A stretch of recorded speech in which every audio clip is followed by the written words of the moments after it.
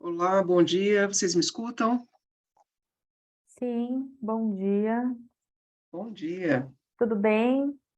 Tudo Bom bem, dia. Laura? Eu sou a Maria Henriqueta, tudo jóia? Tudo jóia. Bom dia, Marie. Que saudades, tudo Oi, bem? Gilberto, tudo bom, querida? Como Tudo, é e que você você? está? Tudo jóia. Como vamos? Eles estão bem, tá tudo jóia. Eles estão em casa, daqui a pouco talvez eles interajam um pouco aqui com a sessão. Deve estar grandão já, né? O mais velho. Já está com 6 anos. 6 anos, Marie, que loucura. Seis anos. Que delícia, não? Sim, com certeza. Deixa eu só procurar o meu microfone, não microfone, desculpe, um fone. Só um Um fone. minutinho. Gilberto, você é qual artigo? É o da motivação. Tá. Eu acho na lista que era o último, que chama As Motivações para a Hospitalidade. Isso, deixa eu olhar aqui.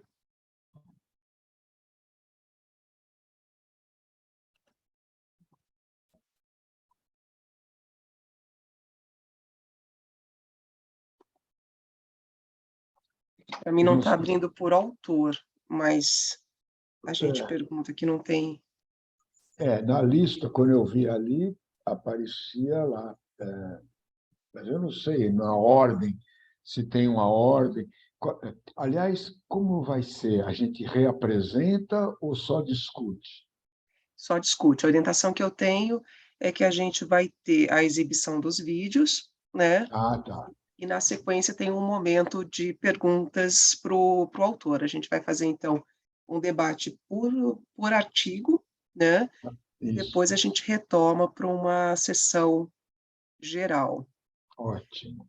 Você, para mim, é Legal. o terceiro. Tá bom. Diego, como é que você vai? Olá, bom dia a todos, a todas. Tudo bom, Tudo Gilberto? bem, Tô bem. querido? Muito Cabelo bom novo, revê-lo. Diego? É, sim, Tudo bom, Diego? Como é que você está? tudo bem, tô bem, Marie. Que bom, querido. Você, eu imagino que seja o segundo, com o Exato, isso tema do mesmo. voluntarismo. Joia, Exato. perfeito. Deixa eu ver quem mais que está aqui na nossa sessão. A gente ainda tem alguns minutinhos.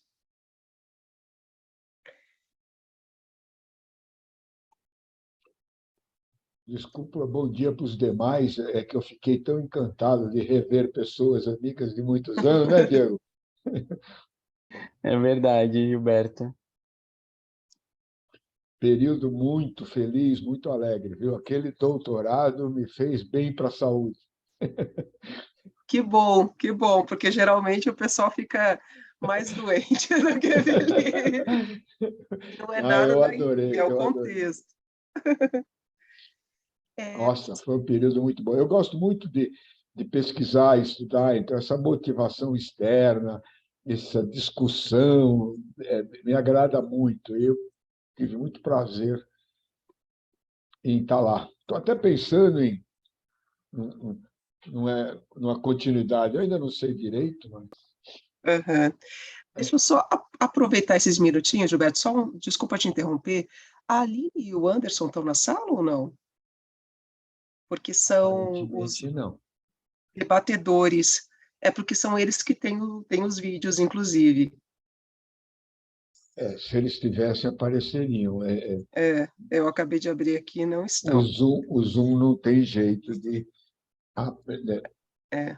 Entrou, De- aparece, né? Não Deixa eu tem. aproveitar, então, enquanto isso, os autores do artigo Uma Análise Método Sistemática de Publicações sobre o Lazer estão aqui? Sim, estou aqui. Bom dia. Bom dia, querido. Deixa eu anotar o seu nome, porque os nomes não estão aparecendo para mim. Eu peço desculpas, tá? Quando eu Sem clico, eu tenho problema. acesso só. É o Júlio, né? Isso mesmo. Joia, Júlio. Eu vou me comunicar com a Ana, que é a nossa Vou pedir orientações aqui dela de como eu tenho que proceder, tá? Enquanto isso, então a gente já tem o Júlio, a gente já tem o Diego, né? As motivações para a hospitalidade, os autores estão aí? Sou eu, E Gilberto e eu? Laura Ah, já é, está aqui também. claro, desculpa, Gilberto, olha, estou tão distraída. Gilberto e Laura. E a mineridade como identidade cultural. Sou eu, professor Marcelo. Oi, Marcelo, tudo bom, querido? Tudo bem? Tudo jóia. Só um minutinho, eu vou só me conectar com a Ana, porque a princípio, quem tem o acesso para a exibição dos vídeos não sou eu, tá? São os debatedores, e nenhum dos dois está na sala.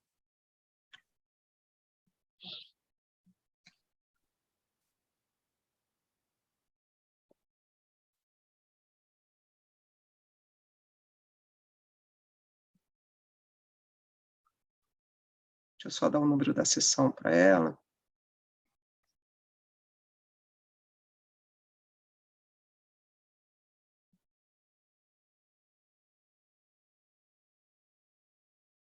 Eu acho que se você for ver os artigos da sessão, dá para ver os vídeos, não dá não? Então, a questão é que se eu tiver que baixá-los e exibi-los, né, eu posso fazer isso, mas vai demorar um pouco mais, porque o combinado, Júlio, é que quem cuida dessa parte operacional São eles, né? são eles. Então, eu nem estava preparada para ter que fazer isso, mas a gente faz, fiquem tranquilos. Deixa eu só saber como é que eu devo proceder. Acho Mas, que de precisa até repente, fazer professor, não precisa baixar, não. De repente é só executar faz o e streaming colocar. direto. É, Compartilha a tela. sim, deixa eu só ver se Compartilha a eu tela. posso começar sem os debatedores, pessoal, porque o SEMEAD ele tem um conjunto de procedimentos. Por exemplo, eu não posso inverter a ordem, eu obrigatoriamente tenho que fazer a apresentação de cada artigo e depois o debate. Então, eles têm um conjunto de regrinhas que eu só quero garantir que a gente rode aqui a sessão da melhor forma possível.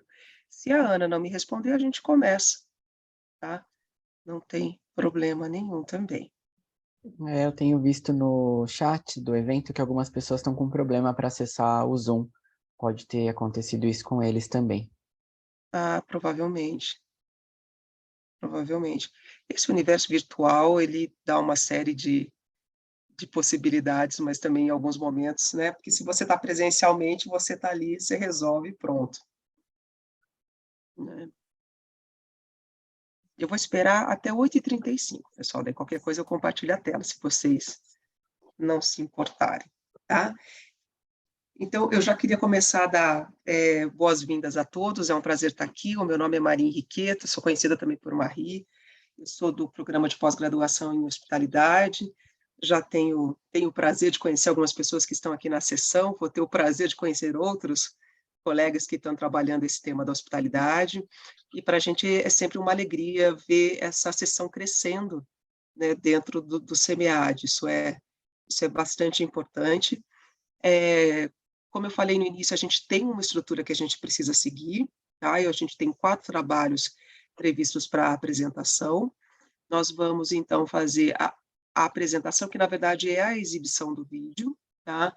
Na sequência, a gente abre para o debate, para as perguntas, para as reflexões dirigidas aí ao autor do primeiro artigo, e assim a gente segue sucessivamente. Ao final da sessão, se nós tivermos tempo disponível, nós fazemos um debate geral, tá? A recomendação que eu recebi é que o debate por artigo fique em torno de 10 minutos, tá? Então, eu vou também tentar controlar o tempo para que a gente consiga dar conta dessa programação, tá bom?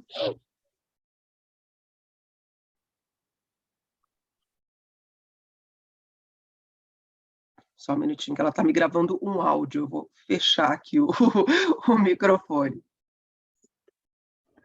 Gilberto, você está com tá com a apresentação aí? Se Estou precisar passar. com ela aqui.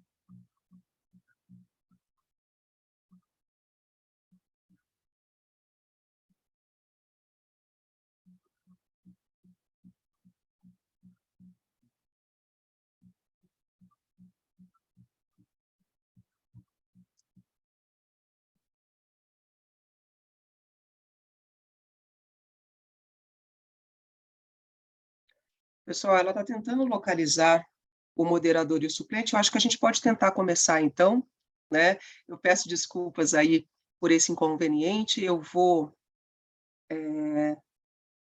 compartilhar a minha tela, então, e daí a gente vai dar início à primeira apresentação, que é... Deixa eu só fechar meu WhatsApp aqui, senão a gente vai ficar ouvindo os barulhinhos das mensagens. Uma análise meta-método sistemática de publicações sobre o lazer. Então, vamos lá fazer a mágica do Zoom.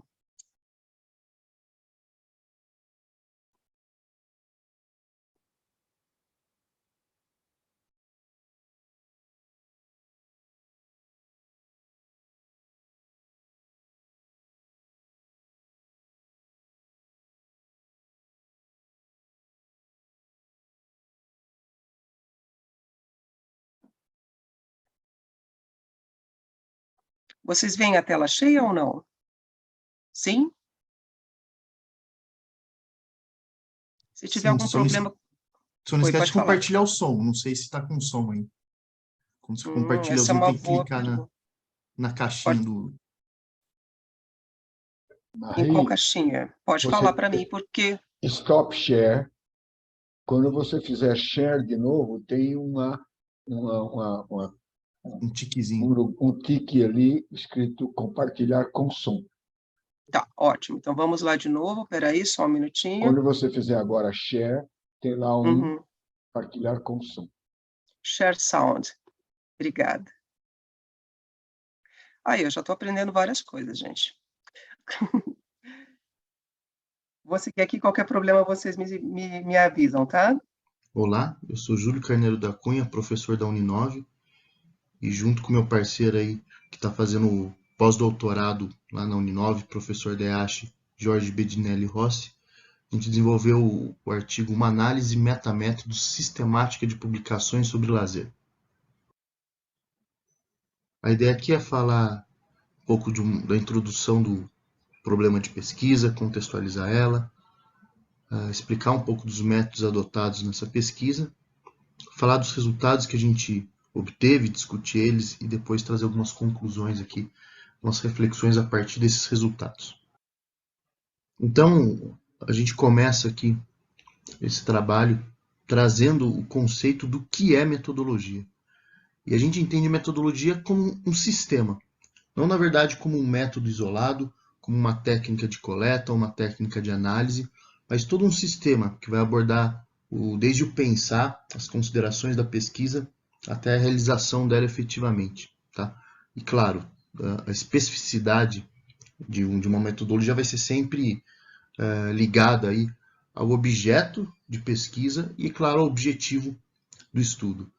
E a metodologia sempre vai ter 3 níveis aí, né? A questão da parte mais filosófica, de entender a questão de leis e princípios que regem uma área do conhecimento. A metodologia geral, que é o estudo de um fenômeno, né? Pelas diferentes ciências. E a privada, que é o método de uma ciência muito específica. E como um método privado, portanto, a gente escolheu a área de lazer. Tá? Essa escolha se deu porque existe um crescimento da produção científica da área.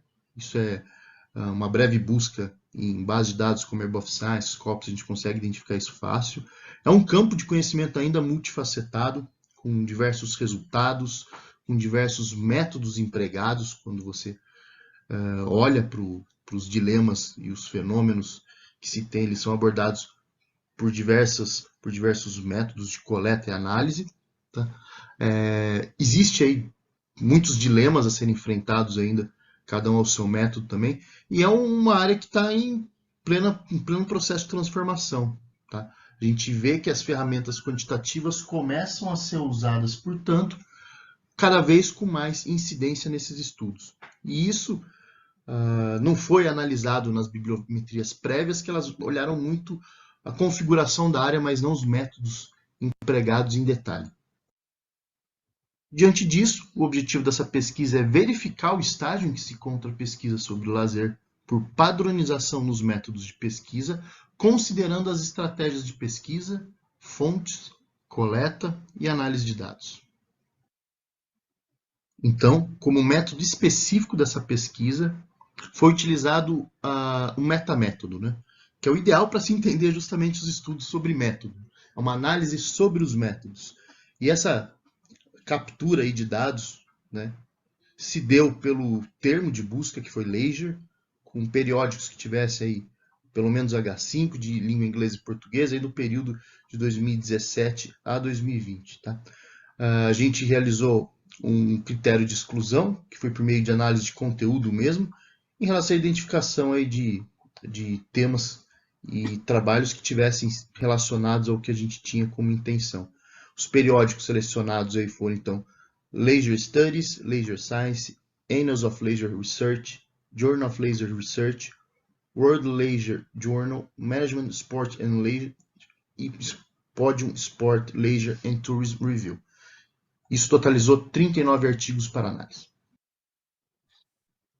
Se considerou aí também a comunidade de análise, os tipos de procedimento metodológico, se a pesquisa é qualitativa ou quantitativa, ou mista, caso ela tenha as duas abordagens aí, a fonte de informação, né, onde que os dados foram coletados, qual que é a amostra utilizada, o tamanho de amostra de cada estudo e as técnicas usadas para análise de dados.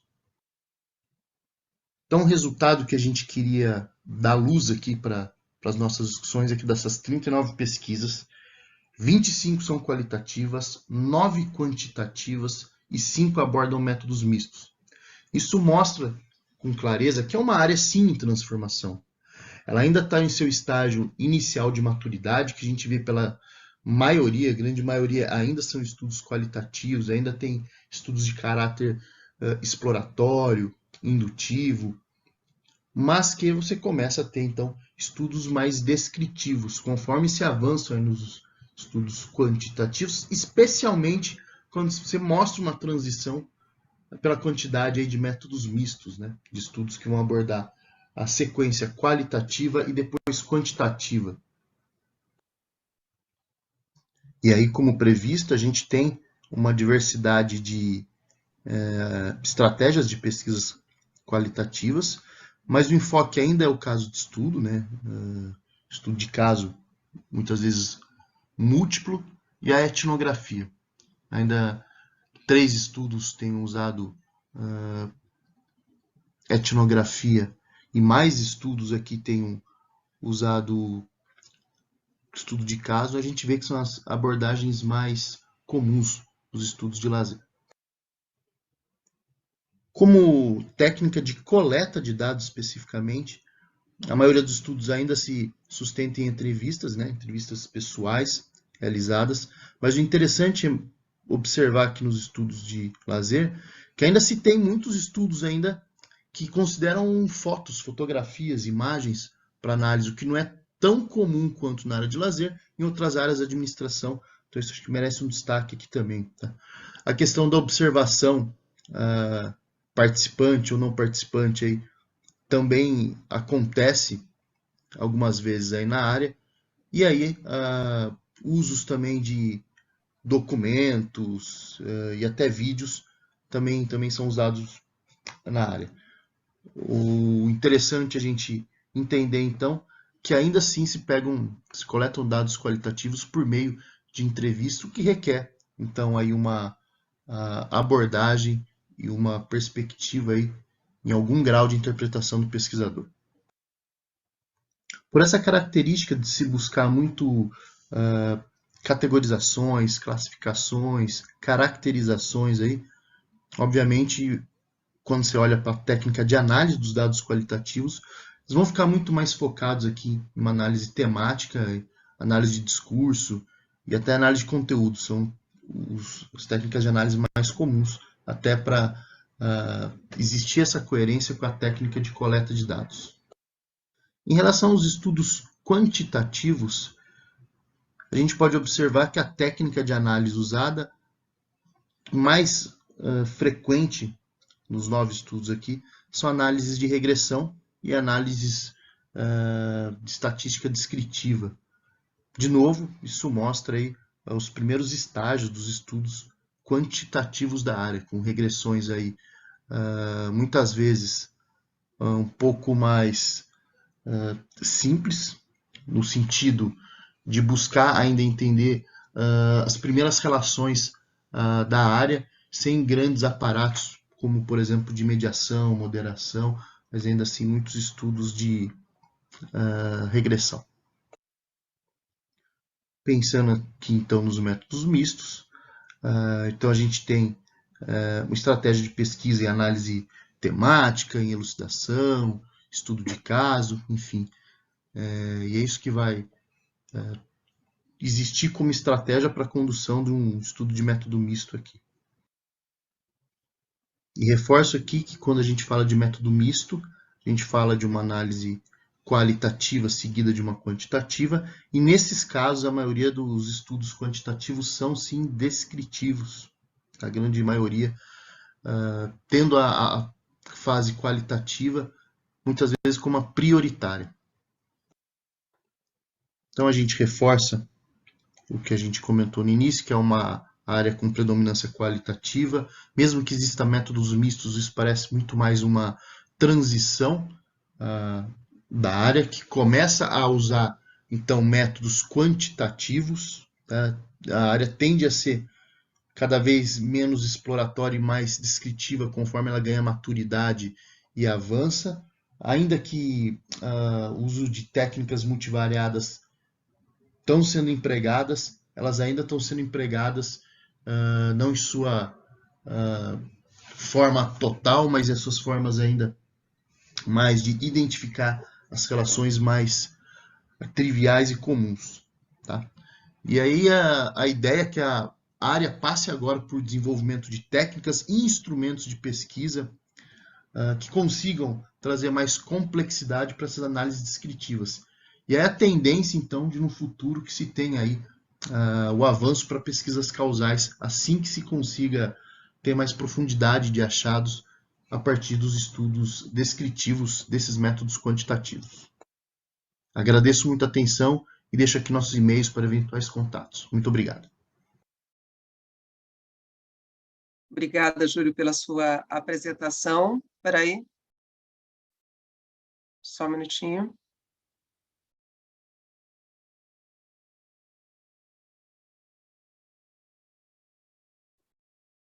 Desculpe, pessoal, entrou um vídeo aqui sobre mudanças climáticas na sequência da apresentação do Júlio.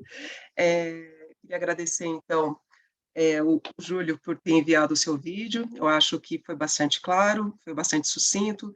Queria, então, abrir a sessão de perguntas, né? Enquanto vocês se aquecem, quem quiser fazer a pergunta, é só levantar a mãozinha e se manifestar, poder abrir, já abre o microfone.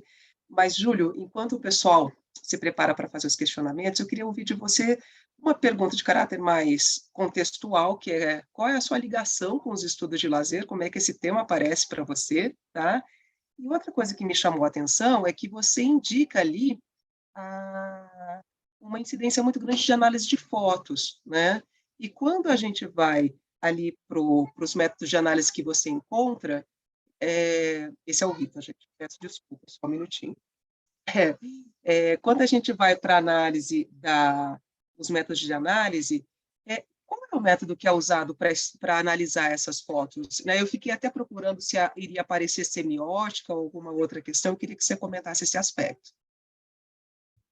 Legal. Então, bom dia a todos aí, obrigado pela atenção de todos, tá? Esse vídeo acabou sendo regravado e, cara, quando a gente olha assim, dá até... Que voz de sono eu tava, peço até desculpa, tá? Que ele acabou tendo que ser regravado às pressas, né? Mas, enfim, vamos lá. Meu interesse da área de lazer, não sou da área de lazer originalmente, tá? Eu tenho alguns interesses de pesquisa de turismo, mas acho que bem incipiente. Eu fui editor de uma revista de turismo já no passado, mas não tinha muitos estudos, era mais estudos na área de esporte, né? Enfim, que tem alguma ligação, mas, enfim, tangencia, mas não é a mesma área. Em algum momento eu pensei em fazer a migração, mas foi uma coisa que, por causa de linha de pesquisa do meu programa, eu acabei não fazendo, tá? E agora com a oportunidade de estar trabalhando junto com o Jorge aí, que está fazendo o pós-doc dele bem na área de turismo, ele propõe análises novas, especialmente bibliométricas, enfim, e ele está usando a área de turismo como base, até porque ele é ligado ao programa de turismo lá do mestrado, enfim. Tá? Então, eu acho que eu estou usando isso como oportunidade para começar a estudar uma área que eu não estudava antes, tá? E, no fim das contas, esses estudos de revisão de literatura, né, análise bibliométrica, até meta-análise que ele está fazendo, está sendo bem interessante por isso, tá? Sobre especificamente o uso de fotos, né? Porque muitas vezes quando você usa análise de foto ali, né? Quando você usa análise de imagem, muitas vezes é para colocar o local, a localidade, se fala muito disso, né? E o que a gente está percebendo é que essas análises de fotos ainda são análises muito de categoria, de mostrar o que tem, né? De descrever a foto mais do que ter grandes técnicas apuradas, tá? É muito mais de descrever e mostrar, tá? Por isso que a gente até defende que é ainda um estágio muitas vezes exploratório, ainda que parece que a área está mudando muito rápido. Mudando, que eu digo, é evoluindo, né? Não necessariamente uma mudança, mas uma evolução. É natural que se tenha esse esforço inicial de caracterização, né, dos fenômenos e tal. Então, é assim que a gente entende essa análise, né?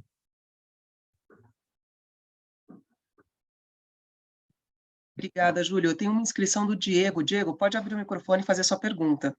Certo, obrigado, Marie.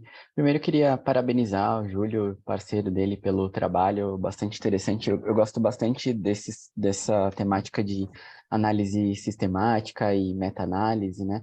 E aí queria saber de você, assim, se o protocolo que vocês utilizaram, se ele já havia sido aplicado em algum trabalho ou trabalhos da área, e quais os maiores obstáculos, né, para fazer essa análise sistemática que, em geral, dá um pouco de trabalho, tem alguns desafios aí nessa aplicação. Queria saber de você. Tá, então vamos lá. Gosto da pergunta por quê? Porque está muito ligado com o trabalho do Jorge, né? Que é trazer critérios que pouco vêm sendo utilizados, principalmente para a área de turismo e lazer, né? Hospitalidade, enfim. Está juntando, ele separa em alguns momentos, outros momentos ele agrega as áreas, depende da análise, tá? Então, assim, o que a gente tenta sempre fazer? Tentar buscar critérios muito bem definidos para cada passo, enfim. Isso acho que é o primeiro esforço dele, né? De fazer, enfim. Eu acho que a grande dificuldade aqui é fazer o filtro sem sombra de dúvida, tá? Porque definir os critérios, o porquê que você vai fazer os cortes, porquê que você vai fazer, né? A escolha das revistas, para depois você, então, avaliar uma a uma se realmente está falando de lazer, se tem, acho que a temática central, o que acaba dando mais trabalho nesse caso, porque o termo buscado foi bem genérico, tá? Então, volta muita coisa mesmo, mas foi uma opção, foi uma escolha de pesquisa mesmo, porque se a gente tentasse mudar, a gente com certeza poderia perder coisas importantes, né? Então, foi uma escolha mesmo de fazer um esforço maior aí para a seleção. Teria que ler, abrir, muitas vezes não era só resumo, tinha que ler mesmo, tá, para entender. Então, de novo, foi uma escolha de pesquisa para poder fazer a abordagem. Mas eu acho que é muito bem colocado, né? Que é uma parte talvez menos aparece no texto, né? E onde talvez tenha dado mais trabalho. Nesse ponto, acho que é até legal sua pergunta nesse sentido. Legal, Obrigada, obrigado, Júlio. Diego. Obrigada, Júlio. Mais alguma pergunta, mais alguma colocação?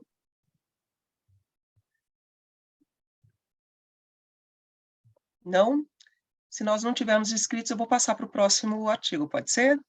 Então, Júlio, muito obrigada. Eu que agradeço. Muito obrigado, viu? Só um minutinho, pessoal.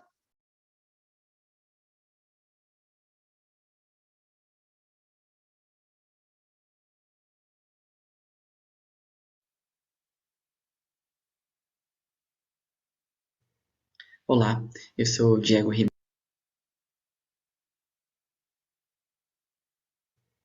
Olá, eu sou Diego Ribeiro Santos, da Faculdade de Tecnologia de Osasco. O título do meu trabalho é A Hospitalidade, o Volunturismo e o Volunturista Brasileiro na visão de líderes de agências especializadas. O turismo voluntário, ou volunturismo, corresponde a uma das áreas emergentes do turismo na atualidade, procurada por turistas em busca de experiências e atividades que os permitam exercer a boa vontade pelos mais variados motivos. A modalidade compõe um setor com oportunidades de voluntariado em âmbito nacional e internacional, oferecidas por organizações de caridade e empresas com fins lucrativos, dentre as quais se encontram aquelas voltadas ao empreendedorismo social e outras essencialmente comerciais. Os programas de voluntarismo dirigem-se a turistas em viagem solo, em família ou em grupos, a estudantes, especialmente aqueles em ano sabático, a indivíduos em pausa na carreira e ao mercado corporativo.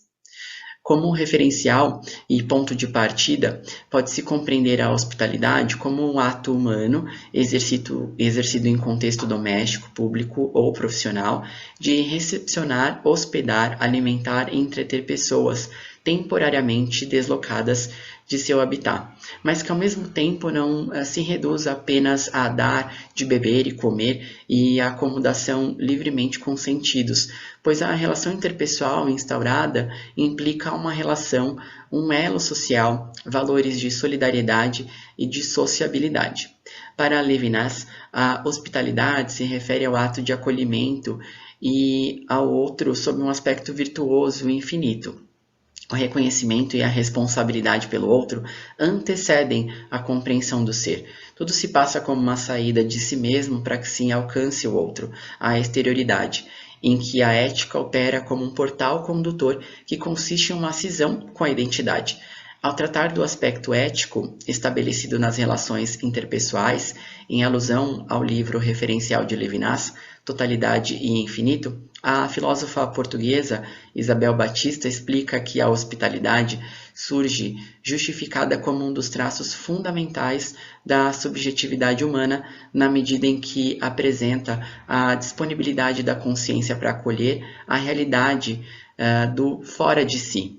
Segundo Lugosi, em ambiente comercial, as manifestações da hospitalidade se estendem desde o oferecimento da hospitalidade por meio de alimentos, bebidas, acomodação e entretenimento e da provisão de hospitalidade com propósitos de êxito social ou político, até a meta-hospitalidade, identificada como experiências emocionais, circunstanciais de hospitalidade que superam a racionalidade de sua expressão, chamados de momentos comunitesque. A hospitabilidade, com vistas a atingir os objetivos delimitados, encaminha-se uma pesquisa qualitativa, exploratório-descritiva, com coleta de dados em uma etapa, valendo-se do paradigma interpretativista.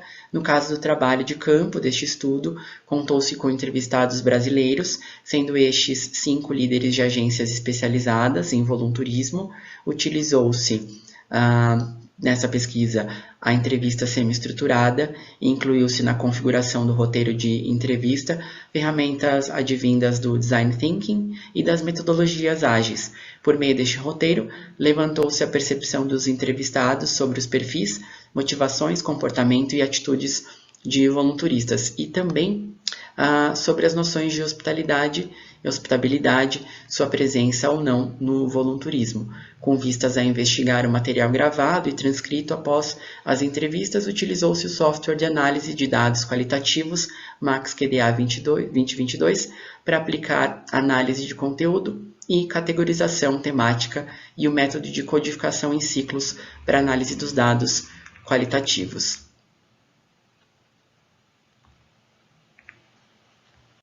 De modo a aprofundar a compreensão dos entrevistados acerca do fenômeno estudado, utilizamos a matriz não é, faz, não faz, adaptada para esta investigação.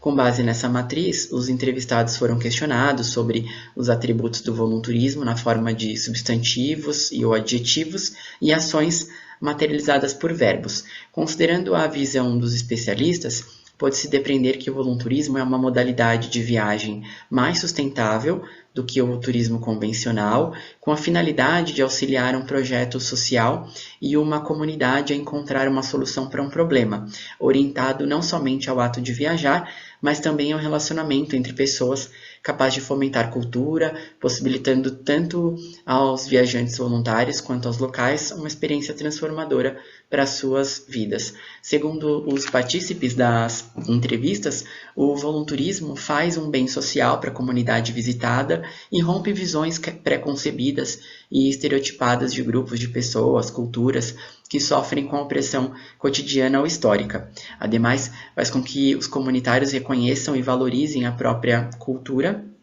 e território, e que os voluntaristas se transformem em âmbito pessoal, tornando-se mais humildes e conscientes acerca de problemas sociais e ambientais. Por fim, o voluntarismo faz com que saberes sejam trocados e laços de amizade pouco prováveis de surgirem em outro cenário.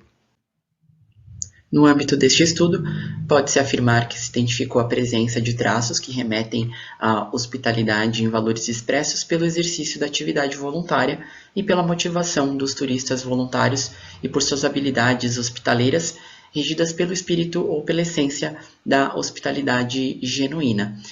Isto posto, verificaram-se as seguintes proposições em relação à temática, de que a hospitalidade manifesta-se na experiência de voluntarismo de acordo com o grau de comunicação e do convívio entre os voluntaristas e comunitários. A segunda, de que o voluntarismo é impactado positivamente quando voluntaristas expressam o senso de responsabilidade cívica, a autodoação, o respeito à alteridade e à cultura dos comunitários. E, por fim, de que o voluntarismo é prejudicado quando o voluntarista está em busca exclusivamente da satisfação de suas motivações hedonistas e outrifica, ou seja, inferioriza ou subalterniza o residente do destino visitado. Depreendeu-se com esta investigação que o voluntarismo comporta trocas de cunho comercial, social e emocional, como aquelas identificadas nas formas e manifestações da hospitalidade, que se estendem desde transações instrumentais mais mundanas até transações de ordem existencial. Igualmente, notou-se que a possibilidade da ocorrência da hospitabilidade nas interações se dão nas expedições no voluntarismo em sua expressão mais desprendida e genuína, capaz não somente de acolher, cuidar e honrar, mas também de destacar as interações mais profícuas do dia a dia, nas quais frequentemente se testemunha a hospitabilidade no comportamento daqueles que, em especial, praticam o voluntariado. Como referências, apresentam-se as próximas páginas. E fica, por fim, aqui o meu agradecimento. Muito obrigado.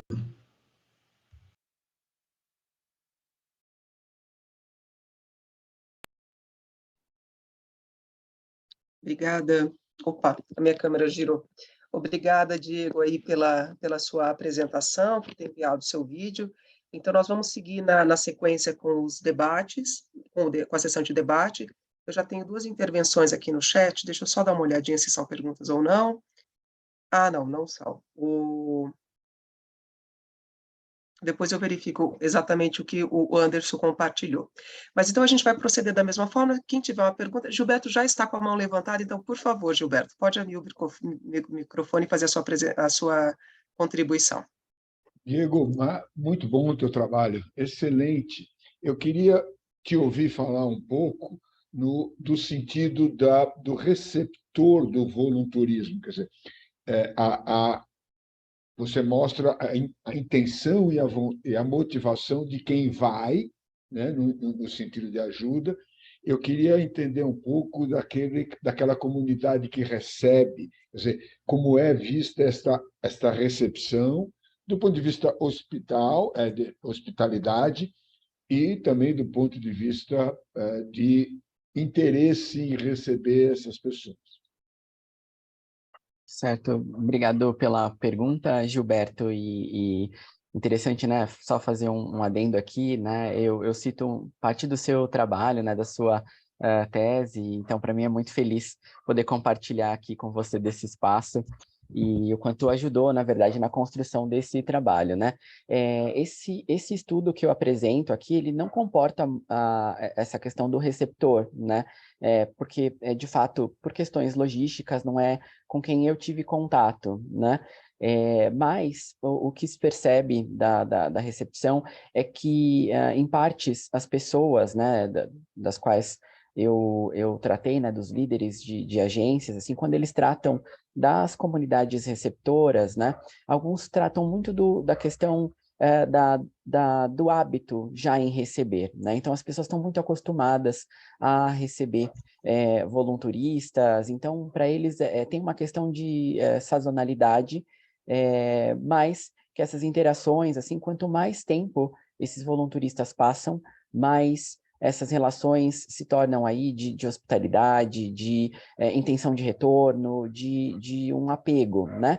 E aí eu digo apego porque as pessoas mantêm esse contato para além da experiência do volunturismo. Então, trocam telefones, né? Hoje em dia, com as redes sociais, as comunidades receptoras também têm esse acesso, né? Então, as pessoas mantêm aí esse contato. Então, o que se percebe é exatamente a extensão, né? Ou a duração dos programas de voluntariado exercidos. Quanto maiores, né, quanto mais extensos aí os pacotes oferecidos, mais as pessoas têm essa sensação de pertencimento, né, de criação de uma comunidade, de um laço aí um pouco mais profundo. Muito bom. Quer dizer, você está dizendo que há uma criação de um vínculo entre esta comunidade e aquele turista, né? Ele passa a ser um vínculo mais permanente. Isso é Sim. muito bacana, isso é muito bom. Obrigada, Diego. Obrigada, Gilberto. Tem uma pergunta do Anderson pelo chat. O Anderson gostaria de saber qual é a motivação, como surgiu a motivação para a elaboração desse trabalho, Diego. Perfeito. Bom, esse estudo, né, ele é parte integrante da minha tese de doutorado, né? O meu foco depois se estabelece um pouco mais na relação dos volunturistas e das comunidades receptoras, mas a participação, né, dos líderes de agências se deu por conta da minha percepção de verificar, né, como é que funciona ou como é visto, né, o volunturismo por parte daqueles que promovem e também de experiências pessoais, assim, né? Eu sempre fui muito ligado à questão de voluntariado, então, para mim, sempre foi interessante verificar essas produções científicas, mas de uma maneira mais empírica, então partiu aí a motivação de conversar, de fato, com quem lidera aí esse tipo de trabalho aqui no Brasil, por conta até de uma literatura que é muito deficitária, né? Nós não temos muitos trabalhos que tratam aí de como é que é esse fenômeno aqui no Brasil, quem são as pessoas por trás de agências de voluntariado ou especializadas, né, em volunturismo aqui no Brasil. Então, a motivação partiu muito disso, né? Uma questão pessoal e também uma extensão aí dos meus trabalhos, das minhas pesquisas voltadas para o tema, né, do voluntarismo juntamente da hospitalidade e a manifestação dela. Perfeito. A gente tem a inscrição do Marcelo. Marcelo, pode abrir o microfone e fazer a sua pergunta. Ok. Bom dia aí para quem eu cumprimentei, a todos e todas. Diego, parabéns aí pelo trabalho. É uma pergunta bem pontual, ligada à metodologia. Você falou do design thinking, das metodologias ágeis. Como é que você articulou isso aí no seu trabalho? Eu acho que é uma coisa interessante e eu tenho interesse em avançar nessas questões também. Certo. Uma das coisas que né, eu consegui manter no vídeo, né, tive de fazer alguns cortes, foi a matriz não é, faz, não faz, né? E a ideia de utilizar esse tipo de recurso, né, Marcelo, partiu do seguinte: as entrevistas que eu fiz, né, a maioria delas ocorreram ali no período pandêmico, e eu percebi a necessidade de colocar algo que fosse visualmente trabalhável aí com os entrevistados. Então, a aplicação delas se deu exatamente para poder suprir aí uma participação. Muitas vezes é muito passiva, né, a maneira como a gente trata o entrevistado. Então, com a matriz, por exemplo, não é, faz, não faz, né, eu pude, junto com o entrevistado construir ali as respostas e ir ampliando aquele quadro que vocês viram. Outra coisa que eu utilizei foi a protopersona, que é a construção ali de um perfil de uma pessoa, um cliente, né? Não aparece no vídeo, mas temos aí em detalhe no trabalho escrito, que é exatamente essa construção, né? Quem é esse volunturista? Quem é o público que viaja com aquela agência especializada? Então, a ideia de colocar esse tipo de ferramenta, né, ágil, foi para trazer esse aspecto visual, né? Então, um tipo de entrevista semi-estruturada, mas de maneira projetiva, né? Que você tem imagens, recursos que podem aí colaborar nessa construção e deixar um pouquinho mais ativo o processo, não só com as minhas perguntas, mas com a construção, com a cocriação, na verdade, né? Das respostas e dos elementos que ali apareceram no resultado. Não sei se respondo tua pergunta na íntegra, mas me avisa. Perfeito, obrigada, Marcelo, obrigada, Diego. A gente tem a Laura com uma inscrição. Laura, pode ficar à vontade. Olá, bom dia, pessoal.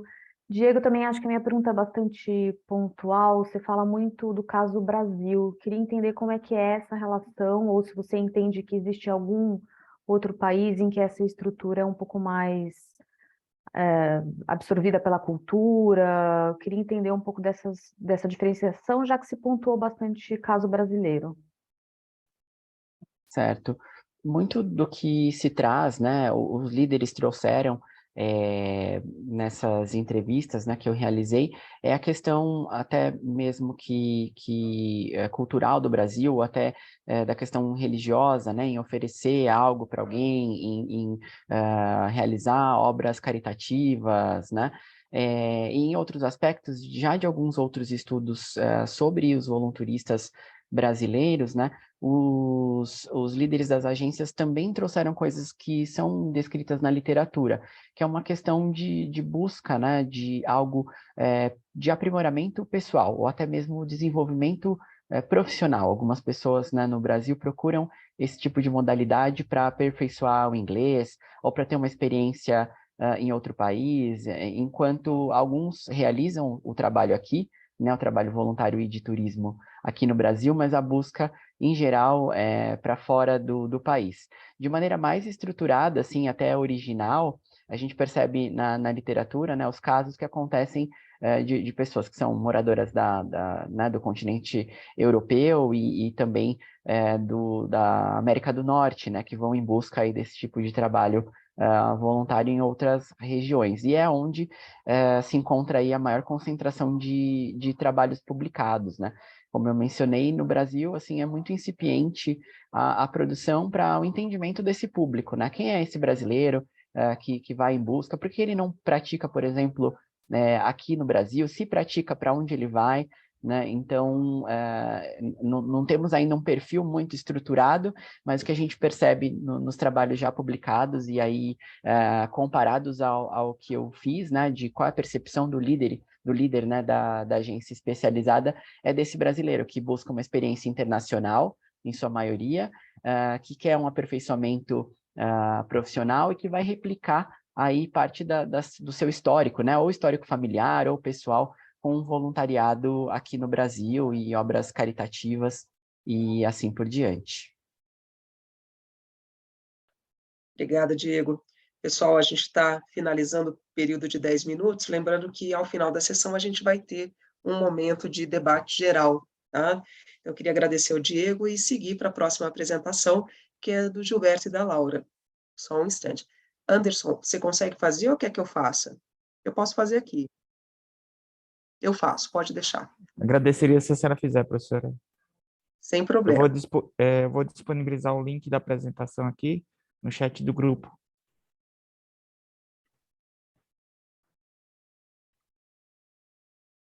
Só um minutinho, porque agora travou aqui.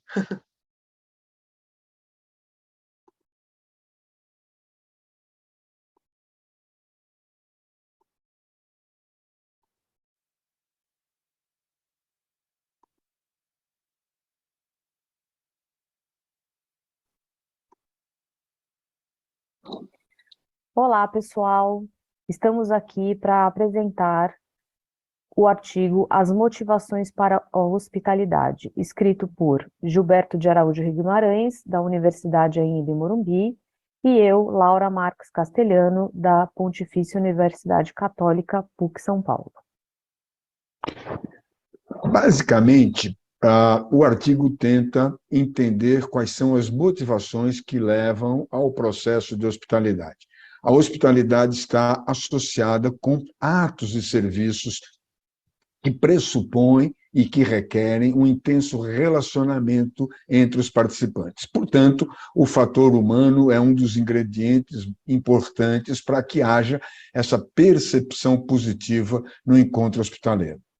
Hospitalidade é a formação de vínculo. Para avaliar a necessidade de ser hospitaleiro, é preciso compreender as motivações e as causas da formação de vínculos. Os vínculos são elos emocionais e relacionais que unem duas ou mais pessoas no encontro hospitaleiro. O nosso problema de pesquisa e o nosso objetivo era buscar fazer um estudo teórico sobre as motivações que determinam e influenciam tanto o anfitrião quanto o hóspede no rito e no processo do encontro hospitaleiro. O texto busca discutir as razões e motivações da hospitalidade e relacioná-las com a capacidade de alguém ser hospitaleiro. Foram consideradas tanto as motivações extrínsecas, ou seja, aquelas impostas pela cultura, pela sociedade, por políticas organizacionais, assim como com as motivações internas, intrínsecas, frutos de características próprias, pessoais de cada indivíduo, como empatia e um estilo comportamental. A base, o referencial teórico, está centrado no conceito de que a motivação é um estado de espírito que leva o indivíduo a seguir um determinado curso de ação, um comportamento. Hospitalidade é relacionamento, é, portanto, intersubjetividade. Existe uma forte relação entre empatia e intersubjetividade, e, portanto, há uma forte relação entre a empatia e o encontro hospitaleiro, que está na base da percepção da hospitalidade, da compreensão e do acolhimento. A intersubjetividade decorre de um sistema fundamental de motivação para a sobrevivência da espécie.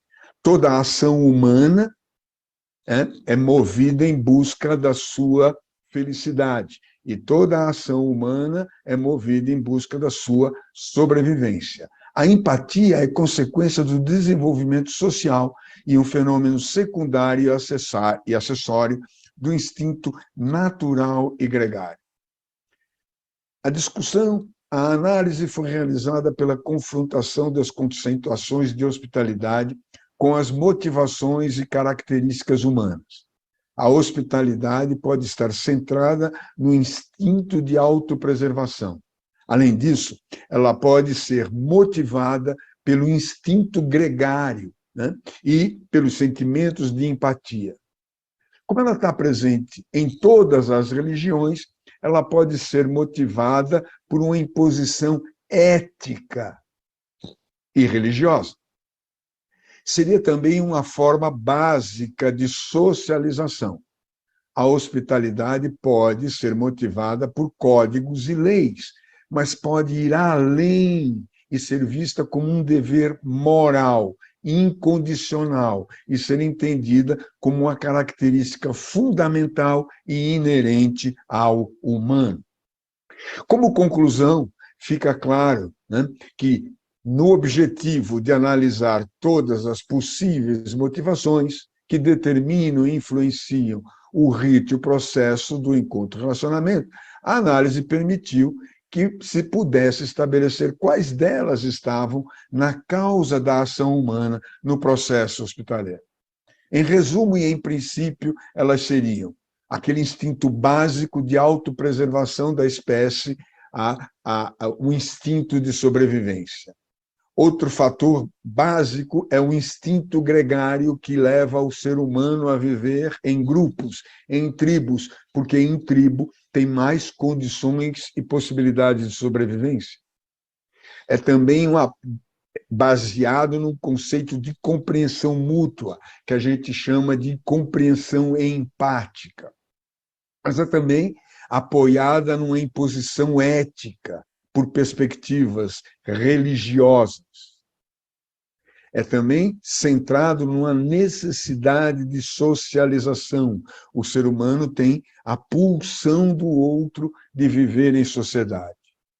Alguns autores chamam a atenção da hospitalidade como um dever moral, né? E finalmente, que poderia ser amplificado e ser caracterizado com um aspecto transcendental, inerente ao humano. O estudo mostrou que a capacidade de ser hospitaleiro é resultante de várias forças motivacionais distintas, motivações extrínsecas e motivações intrínsecas.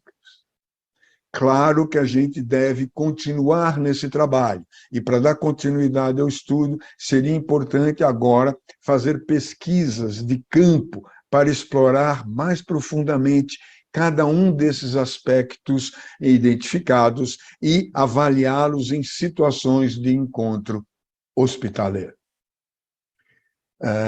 Como referências, podemos citar o professor Camargo, no seu texto Os Interstícios da Hospitalidade, Ocar, né, no texto La Hospitalité, Les lois sacrées de la Hospitalité, Lashley, Lynch e Morrison, na Hospitality, a Social Lens, Sênia Bastos e Kelly Marcelino, que estudaram as relações de hospitalidades vinculada com a religião, a hospitalidade na Bíblia, e Robertson, né, que trabalha sobre o texto do O que perde a sociedade quando perdem o sentido da hospitalidade.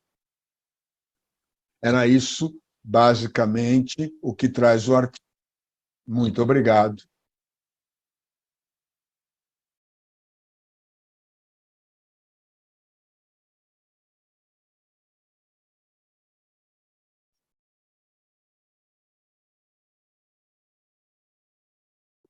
Pessoal, desculpa, eu tive um pouco de dificuldade de destravar o meu microfone. A gente vai ter, então, esse momento, as perguntas dirigidas à Laura e ao Gilberto.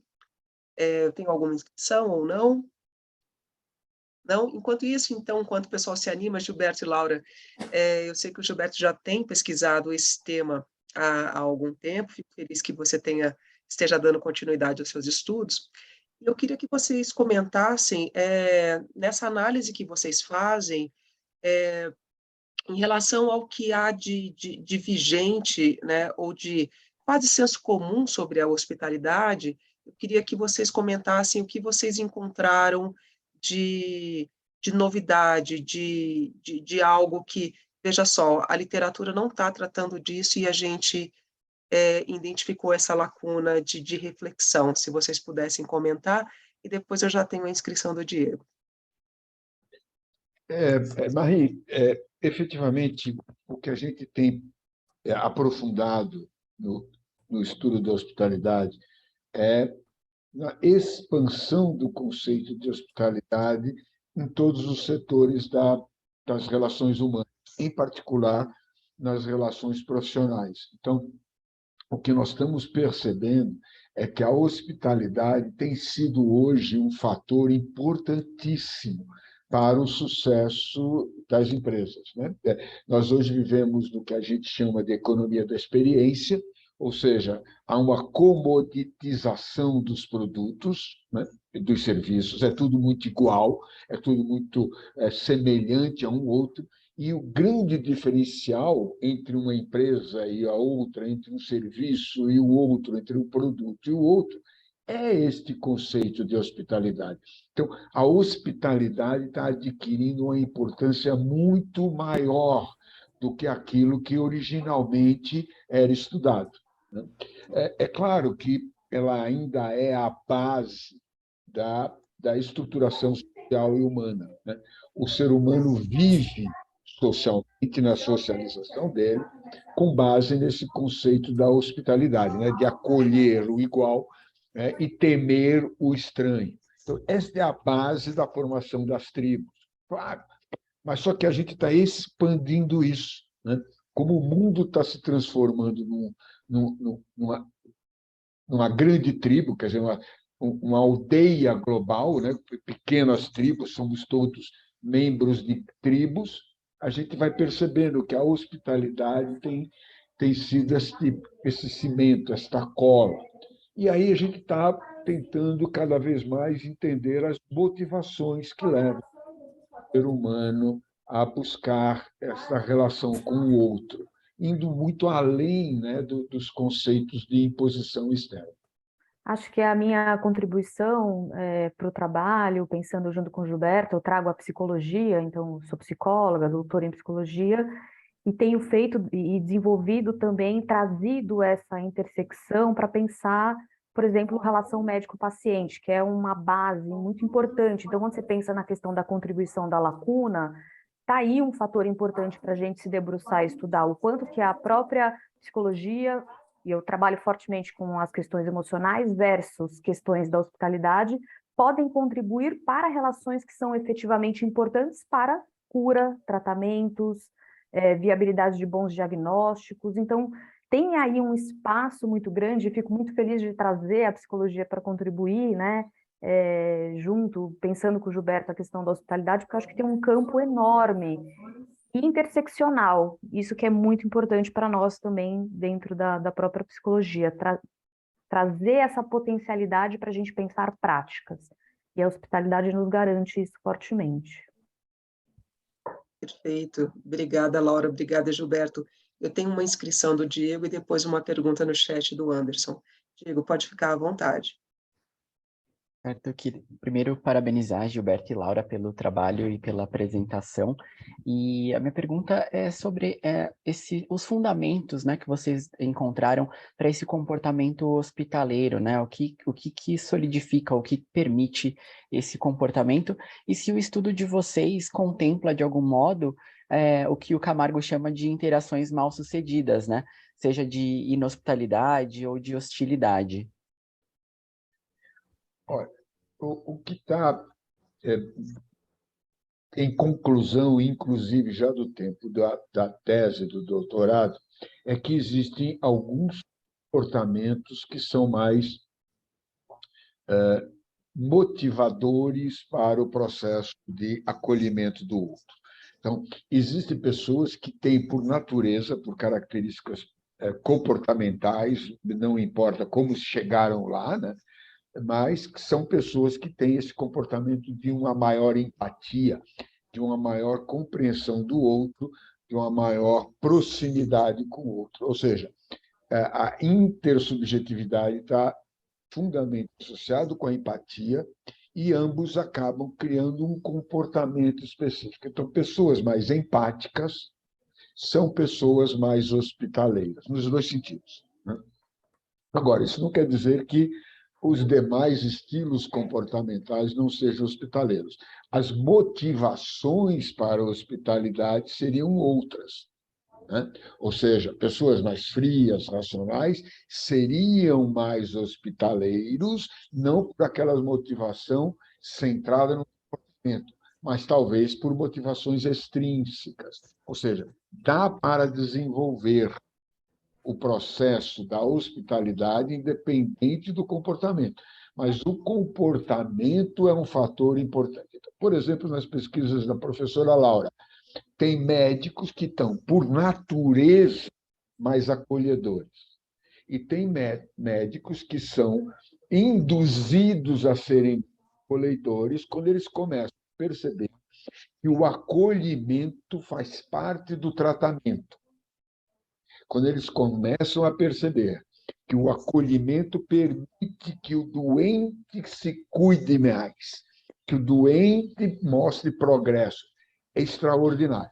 Então, tem algumas escolas de medicina, sem citar nomes, que já começam a trabalhar o desenvolvimento dos processos de hospitalidade na relação médico e paciente. É todo um campo novo, Diego, que a gente tem que começar a trilhar. A ciência da hospitalidade está só começando, cara. E aí, acho que respondendo um pouco da pergunta do Anderson, em termos de aplicabilidade da pesquisa, o que a gente pensa? Agora, pegar Laura, essas... Oi, desculpa. Laura, imagina, eu só vou ler a pergunta, porque eu não sei se está todo mundo conseguindo acessar o chat, Tá bom. tá? Mas eu já retomo para você, só um minutinho. Então, olha só, o Anderson, ele parabeniza pela pesquisa e ele coloca a seguinte questão. Na visão dos autores sobre os aspectos / motivações do ser humano ser hospitaleiro, tá? qual encontra-se mais presente no mundo atual? Os espaços e sobre a aplicabilidade da pesquisa futuramente. Como vocês desejam efetuar? Obrigada, Laura, desculpa. Imagina. Respondendo talvez a primeira, eu acho que é difícil a gente determinar quais seriam os mais presentes no mundo atual. A gente não tem material, mas acho que talvez até fosse um foco, né? Um objeto de estudo. Em relação à segunda pergunta, a aplicabilidade, o que a gente pensa? A gente pensa em pegar cada um daqueles aspectos que a gente levantou como motivações e ir para campo, pesquisar, entender como é que isso está sendo trabalhado até dentro das pesquisas dentro da hospitalidade. Então, a nossa ideia é pegar cada um daqueles critérios que a gente entende, que são motivações intrínsecas e extrínsecas, e agora tentar traduzir isso de uma forma mais prática. Professor Gilberto, quer complementar? Qual delas é a mais importante é difícil dizer, qual delas é a mais comum é difícil dizer. Mas, por trás de toda a ação humana, né, aí desde Aristóteles até Mises, ou seja, desde a base da filosofia até os modelos mais liberais de economia, a ação humana é realizada em busca de um propósito, sempre. E esse propósito humano segundo os gregos, é o bem-estar, né? A felicidade e bem-estar, que para eles são sinônimos. Então, o ser humano busca estar bem, ser feliz. Então, essa talvez seja a causa mais comum da hospitalidade e, respondendo ao Diego, da inhospitalidade, né? Da hostilidade, porque eu também evito o outro quando percebo que este outro me trará sofrimento. Ou seja, evitação da dor freudiana, certo? Busca do prazer ou evitação da dor. E a gente entende que a evitação da dor ela é mais frequente no humano do que a busca do prazer. Então, veja, talvez seja essa a causa mais importante da hospitalidade, a busca do bem-estar. Então, eu busco o bem-estar, eu evito a dor. Talvez seja essa, efetivamente, a causa mais profunda e, portanto, talvez aquela mais comum nas relações humanas. Perfeito. Obrigada, Gilberto. Obrigada, Laura. A gente tem um momento, alguns minutinhos para uma última pergunta. Alguma colocação, alguma pergunta? Não? Então, acho que eu vou... Pode falar. Eu teria Pode só falar. uma colocação, né? Outro fator que tem sido importante, mas também é subjacente, é a religiosidade, né? Esta busca do transcendental, que mesmo quando você veja na moralidade kantiana, né? Kant fala muito do dever moral, mas esse dever moral está associado, né, com aqueles graus de moralidade, né? Está associado com esse dever ao outro, que é a base da religiosidade, né? Da busca deste acolhimento divino, né? Desta evitação dessa sensação de ser um ser mortal abandonado, né? Abandonado. Então, eu acho que esse é um fator muito importante. E a gente deveria, e vai, né? Não só deveria, como faremos, aprofundar um pouco nesse trabalho, nessa linha de pensamento. Obrigada, Gilberto. Obrigada, Laura. Eu vou dar sequência, então, para a nossa última apresentação da sessão, que é a apresentação do Marcelo. Só um instante.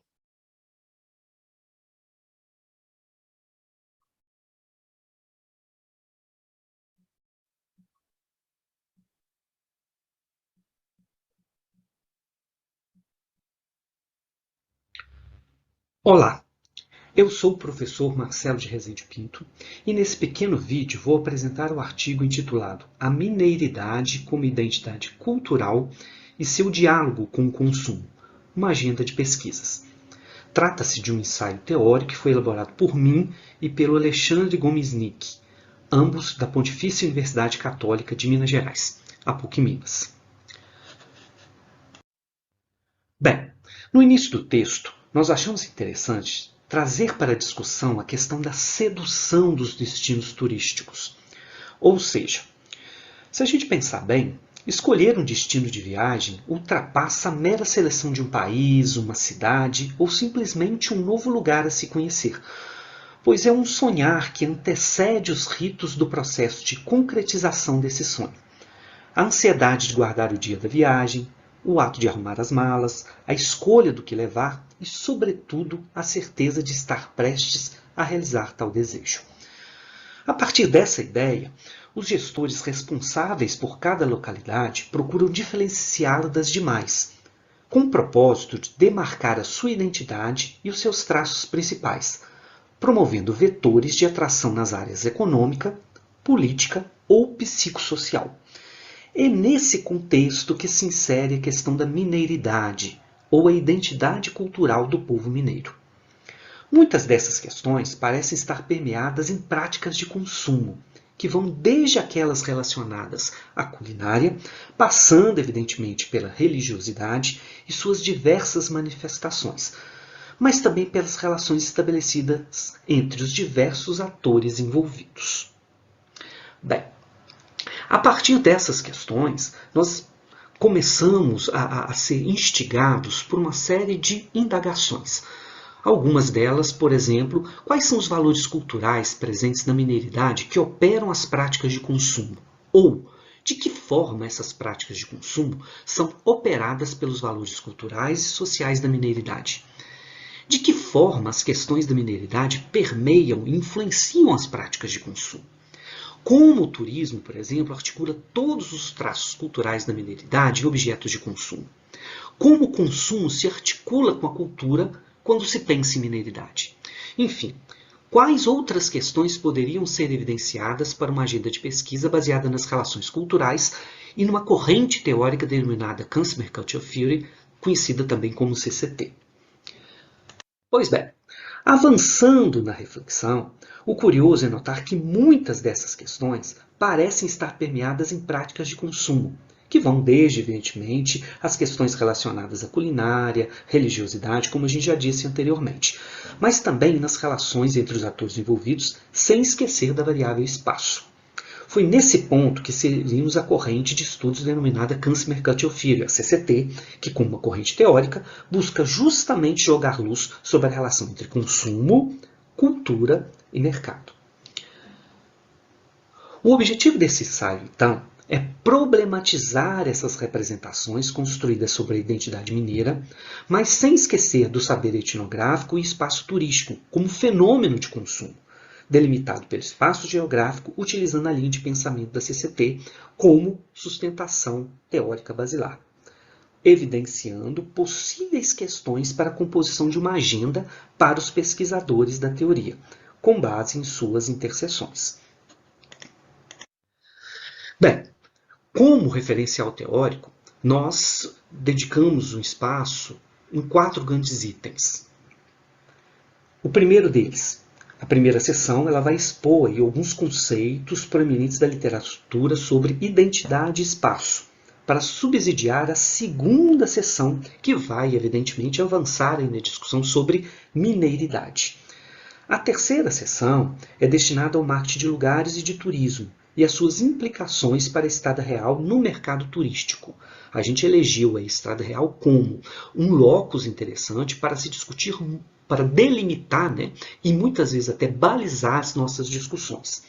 E, ainda que tenha aí toda uma abordagem metodológica, mas nós trouxemos essa discussão como teoria, da etnografia como experiência metodológica. Bem, baseado na CCT, elaboramos algumas temáticas e, dentro destas, propomos algumas questões relevantes para o desenvolvimento de pesquisas acerca da identidade cultural regional e que foram organizadas em 9 grandes eixos, que são justamente esses eixos que estão elencados aí no slide. O primeiro, que seria uma discussão sobre o ambiente natural e modificado. O segundo, uma difusão da cultura local aos nativos. O terceiro, vai envidar esforços ou jogar luz sobre essas relações sociais entre turistas e nativos. O quarto eixo, identidade cultural regional. O quinto eixo, discussões atinentes à questão da cultura material, o quanto que essa cultura material está presente em todas essas manifestações turísticas. O sexto, passado, presente e futuro histórico-cultural. O sétimo, a CCT como ferramenta. O oitavo é o marketing de lugar mitigado. E o nono eixo, teria uma discussão sobre interseccionalidade, consumo e turismo. Tá? Então, nesse artigo, a partir desses 9 eixos, nós elaboramos uma série de questões de pesquisa para cada um deles. A intenção foi, sem qualquer pretensão de compor uma lista exaustiva e fechada, poder trabalhar com objetivos diversos, tais como problematizar, analisar, investigar, averiguar e descrever. Muitas reflexões têm sido realizadas acerca do turismo histórico-cultural, modalidade que abrange as atividades relacionadas ao conjunto de elementos significativos do patrimônio histórico e aos eventos culturais que valorizam e promovem os bens materiais e imateriais da cultura. Como considerações finais, ressaltamos que a partir dessa lacuna teórica percebida, quanto à articulação entre essas representações construídas sobre a identidade mineira, o saber etnográfico, o espaço turístico como fenômeno de consumo na perspectiva da CCT, delimitada evidentemente pelo espaço geográfico, podemos afirmar aí que as nossas discussões conseguimos atingir o resultado. Foi possível viabilizar linhas diversas de pesquisa com o intuito de se aprofundar teoricamente no entendimento desses fenômenos, ao mesmo tempo em que a gente oferece subsídios para a criação de políticas públicas relacionadas ao turismo e também ao desenvolvimento regional. Além disso, demos grande protagonismo à vertente etnográfica por acreditarmos que ela é capaz, de fato, de oferecer uma ferramental não somente desejável, mas fundamental para se dar conta do que se pretende investigar nessa imensidade aí de possibilidades de pesquisa. Fica aí o convite para quem quiser avançar na leitura do nosso texto. Muito obrigado.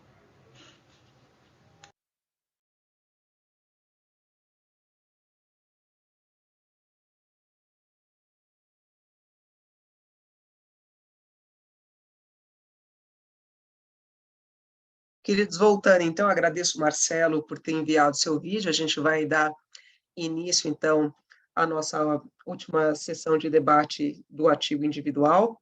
Não sei se eu tenho alguma... Eu ainda não tenho nenhuma inscrição, então eu queria aproveitar e começar, né?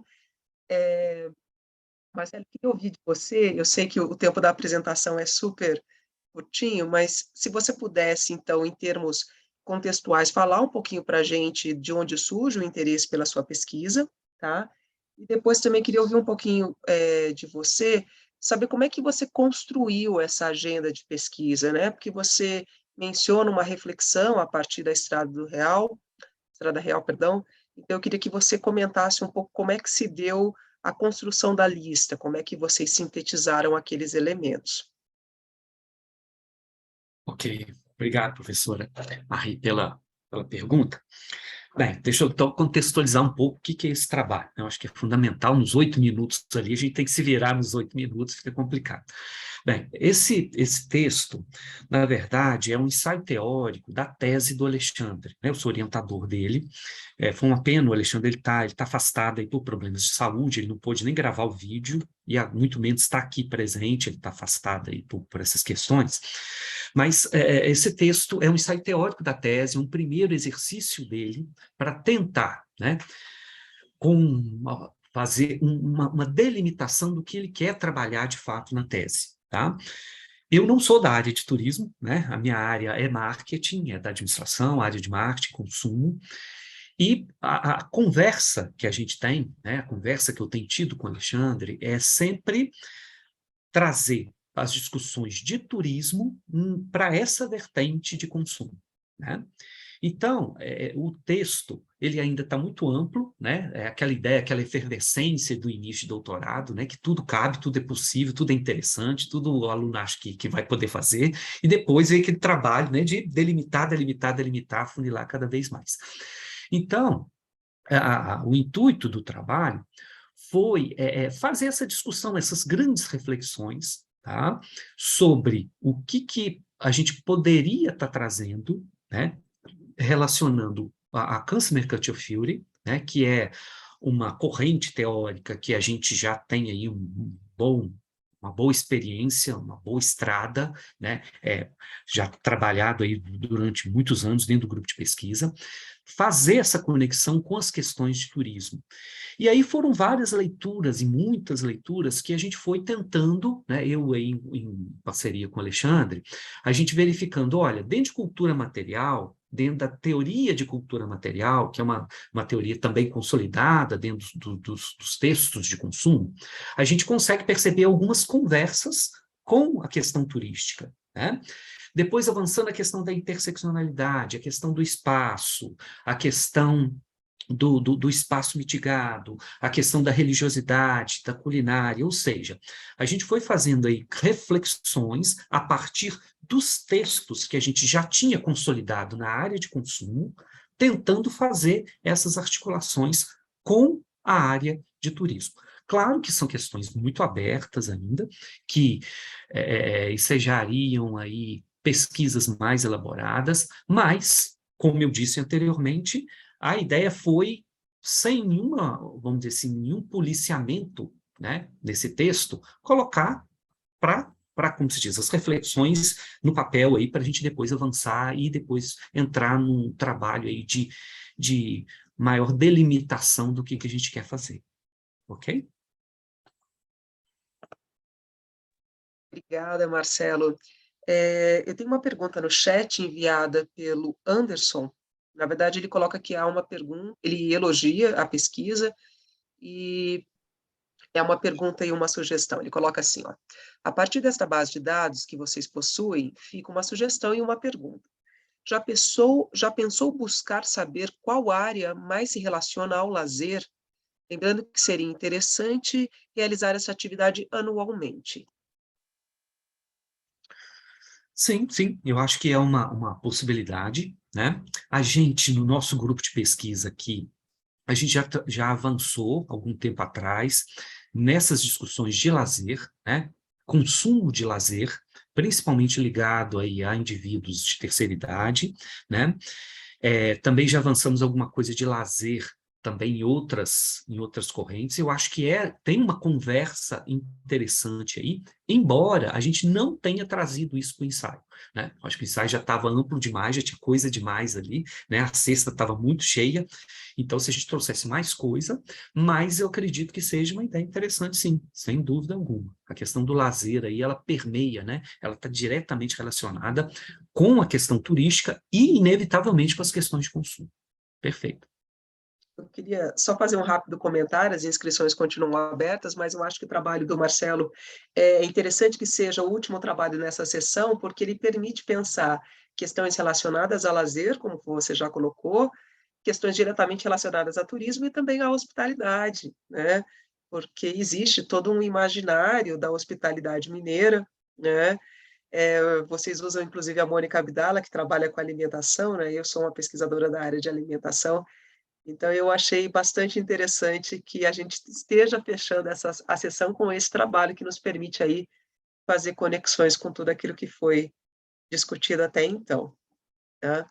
E aí é curioso, professora, que eu estava até, né, ouvindo a apresentação do professor Gilberto, é algo que, por exemplo, por isso que é interessante a gente, né, eu não sou da área de turismo, né, importante ressaltar aqui, né, o quanto que é importante a gente participar de outras áreas, como é que a gente consegue fazer as conexões, né, e surgir coisas, ideias novas, né?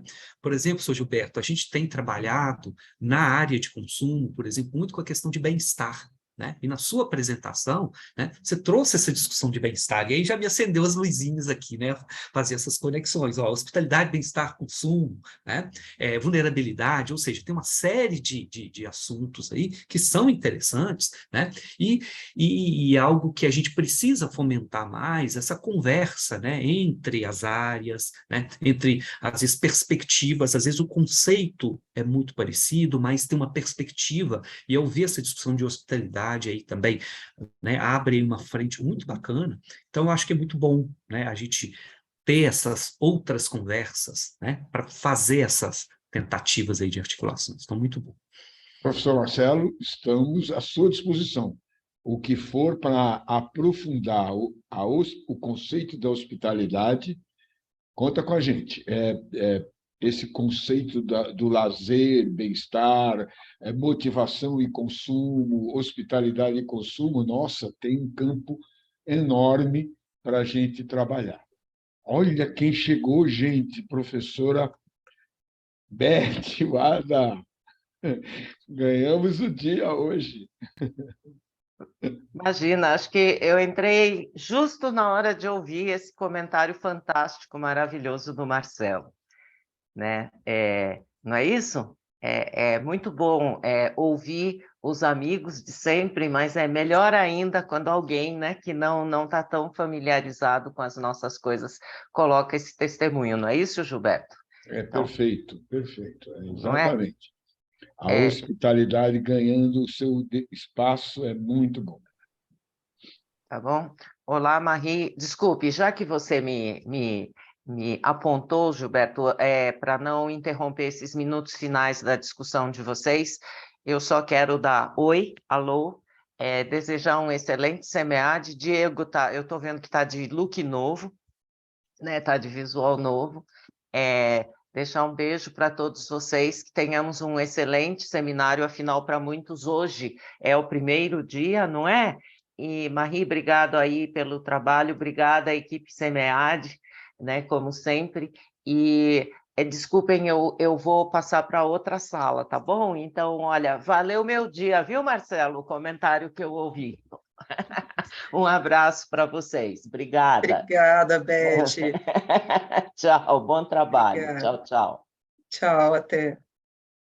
Bem, acho que todo mundo conhece a Beth Wada. Elizabeth Wada é, né, não só uma profissional renomada na área de hotelaria, mas também é uma pesquisadora da área de hospitalidade e é a coordenadora do programa, né, de mestrado e doutorado em hospitalidade da Morumbi, e quem ajudou a criar esse espaço de hospitalidade dentro do SEMEAD. Então, ela não está nos ouvindo, mas nós somos todos muito gratos a ela, né? A gente tem alguns minutinhos de perguntas que podem ser direcionadas ao Marcelo ou algum outro autor. A gente tem aí, pela minha previsão, 8 minutinhos para a gente explorar. Então, por favor, fiquem à vontade para interagir. Marcelo, fugindo um pouco, mas com muita curiosidade. Você fala no conceito, na mineiridade, né? Mas Minas é uma amplidão, né, de comportamentos, de pessoas. Como é que você justifica essa mineiridade, né? Essa quase que uma identidade no meio de uma multiplicidade de regiões e de características? Professor Gilberto, é perfeita essa colocação sua, que era a grande conversa que eu tenho e venho tendo aí com a Alexandre, né? Já tive e venho tendo com o Alexandre, que é me orientando. Porque Minas, né, diria lá o poeta, né, Minas são muitas, né? Por isso, a nossa ideia foi utilizar aí como, vamos dizer assim, balizamento a questão da estrada real. Tá?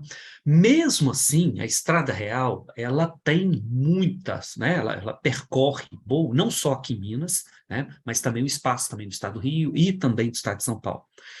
Então, a ideia, e a gente já fez outros trabalhos tentando delimitar um pouco mais essa questão dessa mineiridade, e quase sempre em vão, porque ela é muito multifacetada.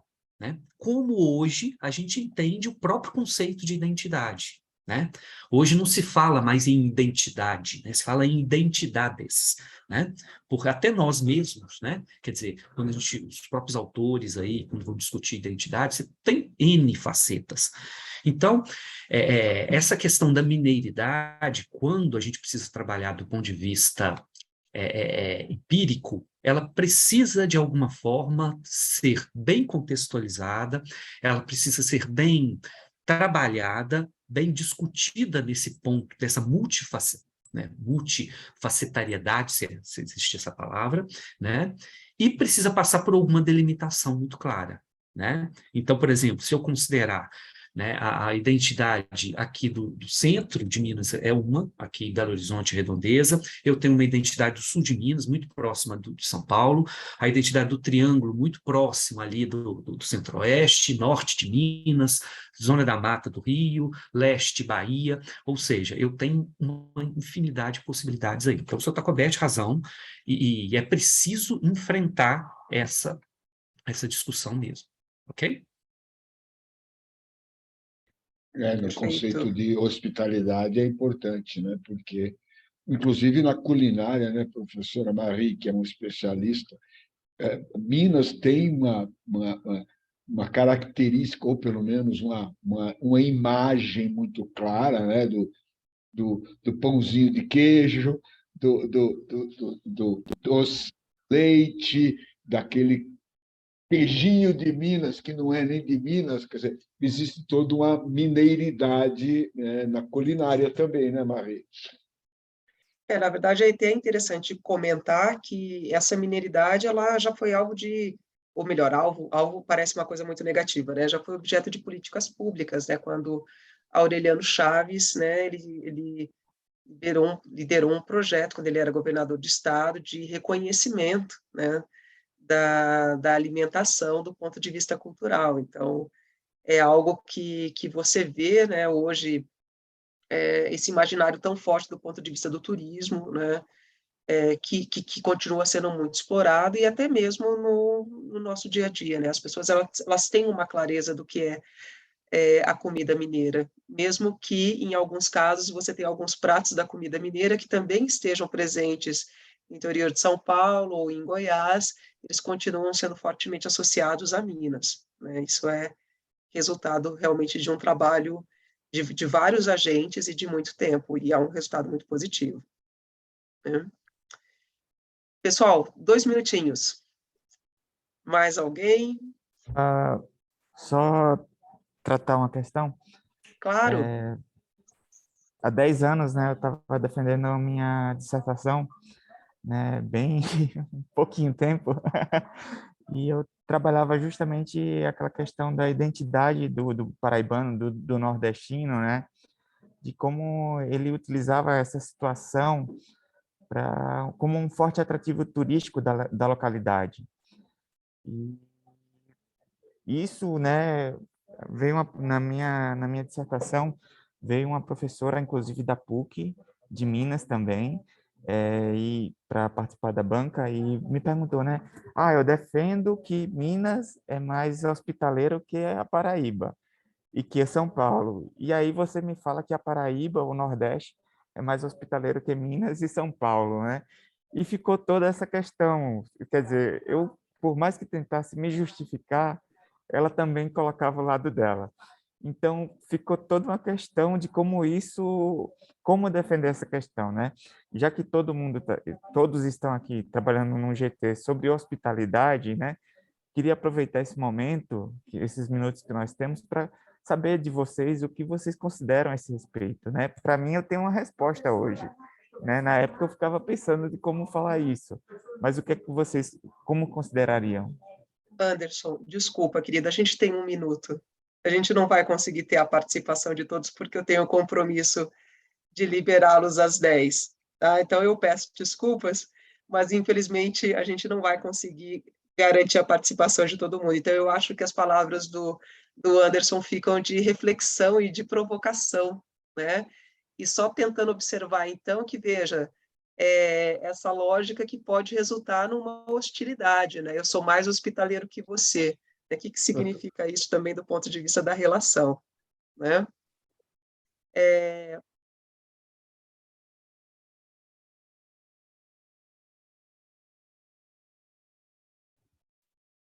Não travou, não, é que ela está concentrada procurando alguma coisa, é isso? Não, acho que ela caiu. Acho que ela caiu. Bom, meu relógio diz 9h59. Então, hoje, Segundos finais, né? então, no mundo digital, as horas são assim, quase 10 não existe mais, agora é 9h59, né? No mundo analógico, os horários eram outros. Pessoal, Gente, eu acho que aproveitando. eu agradeço vocês. Ó, foi um prazer Pessoal, enorme. Voltou. eu peço desculpas, eu caí bem no momento em que eu ia fazer, que eu estava fechando a minha reflexão, né? Então fica então a provocação, inclusive para a gente pensar nessa possível hostilidade em afirmar eu sou mais hospitaleiro que você, né? Para a gente pensar essa relação. Queria agradecer imensamente aos autores por terem compartilhado as pesquisas de vocês, por terem estado aqui nessa manhã tão produtiva. Por favor, acessem o site do CBAD, acompanhem a programação, a gente tem uma programação muito rica acontecendo aí ao longo dos próximos dias, e novamente foi um prazer ter vocês aqui. Muito obrigada, pessoal. Bom dia, obrigado Obrigada. a todos. Obrigada, um abraço.